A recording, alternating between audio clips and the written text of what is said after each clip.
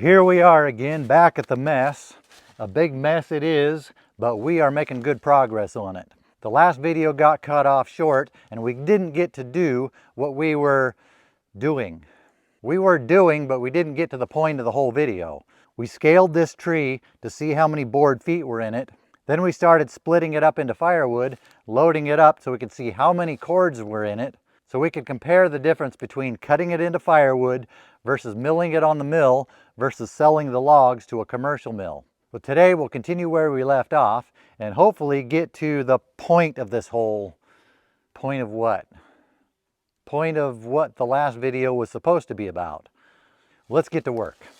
I'm being reminded of one of the disadvantages of cutting big trees into firewood, and that is you get big rounds that are heavy to lift and a wood splitter that doesn't want to load them for me. On the last video, I split some of them to make them small enough to lift on the splitter, but today we're going to use the ramp method.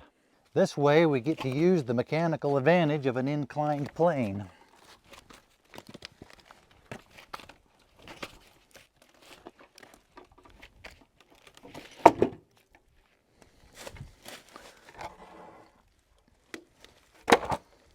We got one cord out of it in the last video. This is what we have left. I think we'll get another cord out of it. Maybe a little more.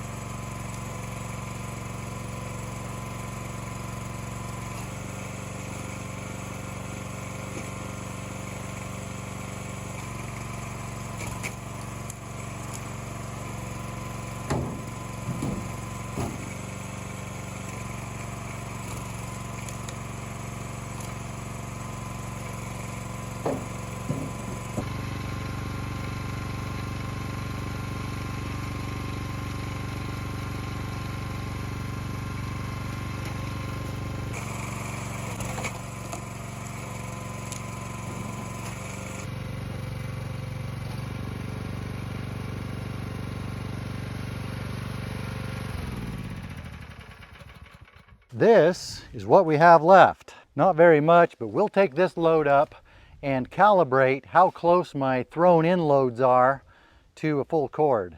I'm just throwing these in loose, so it's a little harder to measure it. We'll go double check it.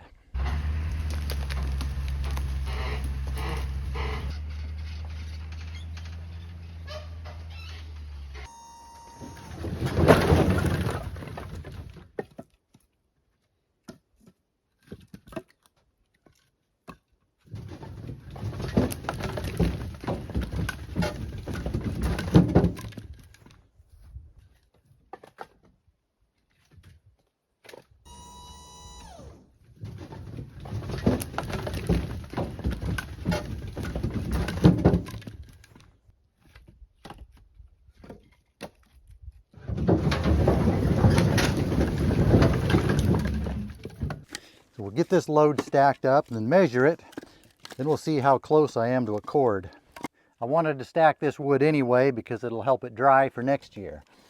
I finished stacking this wood late in the day yesterday. By that time, I was more interested in taking a shower and having dinner than I was finishing the video. So here we are the next morning, continuing where we left off. Over at the other property, there's an expected high today of well into the 90s. I just looked at the air quality index and the smoke levels are somewhere between very unhealthy and hazardous. It's in between two measuring stations. One says unhealthy, actually very unhealthy. The other one says hazardous. That's just one of the reasons I'm happy to be here at the coast. Instead of smoke in the air, we have fresh, clean fog right off the Pacific.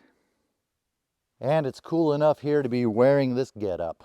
We ended up with 2 stacks, 4 feet high, 10 feet long.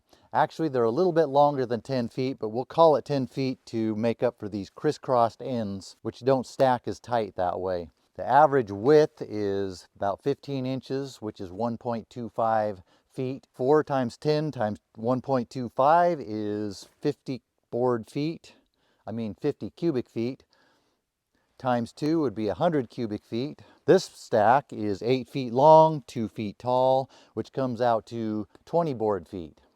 So we have 120 board feet here, which is 8 feet, 8 cubic, I said board feet, didn't I?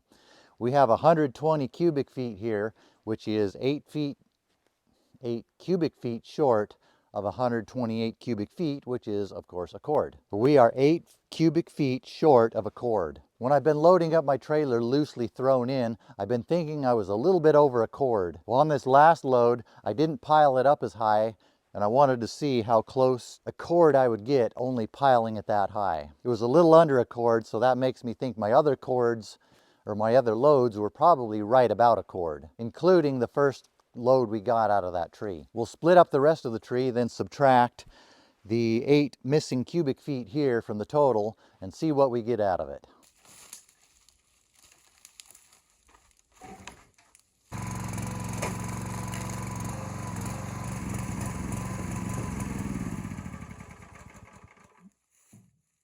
How's that for timing? Running out of fuel right at the last piece just as I was about to turn it off.